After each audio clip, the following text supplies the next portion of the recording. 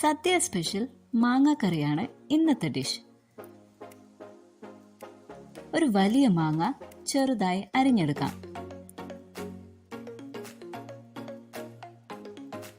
അതിലേക്ക് ഉപ്പ് ചേർത്ത് നന്നായി തിരുമ്മി മാറ്റിവെക്കാം.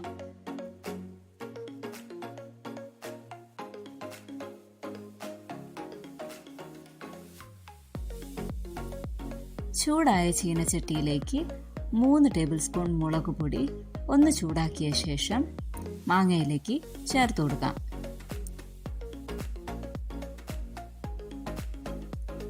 കാൽ ടേബിൾ സ്പൂൺ ഉലുവപ്പൊടി, 1 ടീസ്പൂൺ കായപ്പൊടി എന്നിവ ചേർത്ത് നന്നായി മിക്സ് ചെയ്യാം.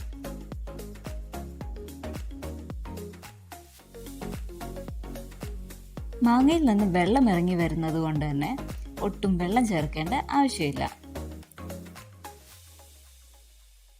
ഇനി നമുക്ക് ഒരു കുപ്പിയിലാക്കി സൂക്ഷിച്ച് ഉപയോഗിക്കാവുന്നതാണ്.